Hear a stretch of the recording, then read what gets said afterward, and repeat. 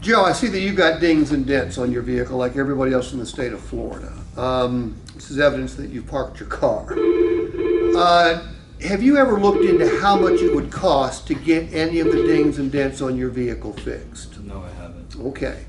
50 to 60 bucks for some of the smaller ones, up to 150 for some of the bigger ones, and you've got 8 or 9 of them here.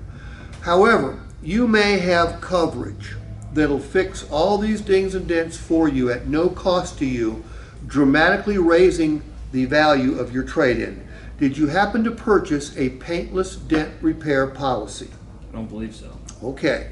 Had you have, it would have fixed all these things for you, no cost to you. Something you may want to consider with your next vehicle.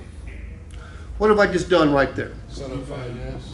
Set up finance, yes, but what else did I do? Devalue the vehicle by each dent. Did I say a bad word about his car? Nope. No. All right. You know, what can we accomplish at the trade walk? Certainly we're trying to create a more realistic expectation. Hold gross and devalue the trade without saying it. Hold gross, devalue the, absolutely yes. What else? Take them off, whatever they look on KBD or whatever. Well, which is giving them a more realistic expectation. Set up finance, yeah. What else? What else from our standpoint, from a sales standpoint? Again, I mean, I'm all in on setting up F&I. Don't get me wrong. Rapport with them. Jordan, how can we build rapport out of their car? Out there, because when you're out there, you're not telling them. You're just suggesting. You're doing something that a friend would do. Hey man, maybe you ought to look into doing this next time, so that way you can get more money for your vehicle next time. So you're advocating, not selling. Yes.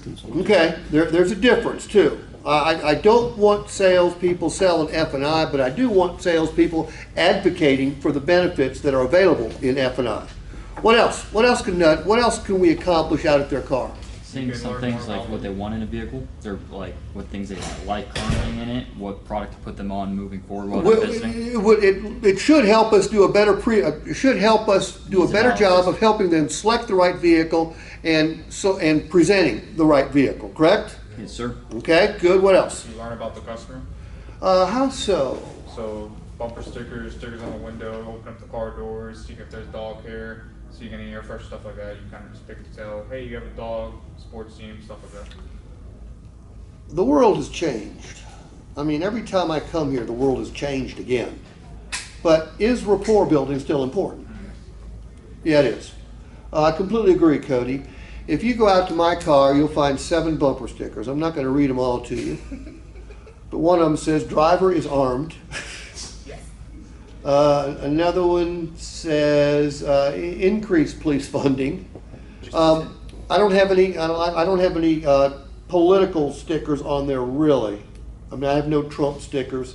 But that should give you a clue as to about my political leaning. So it would tell you what not to talk about or what to talk about, right? Okay? You'd find dog hair, you'd find golf clubs. So you would have tons of rapport building information. All right, good.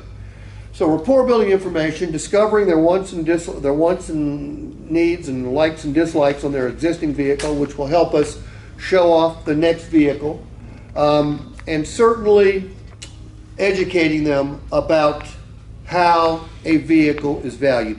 By the way, what determines the value of a trade-in? The market. The market. No, not it's the market. Okay? A manager looks at it and puts a number on it based on the condition. But is the manager using the market as a guide? It's used as a guide. As a guide, right, right.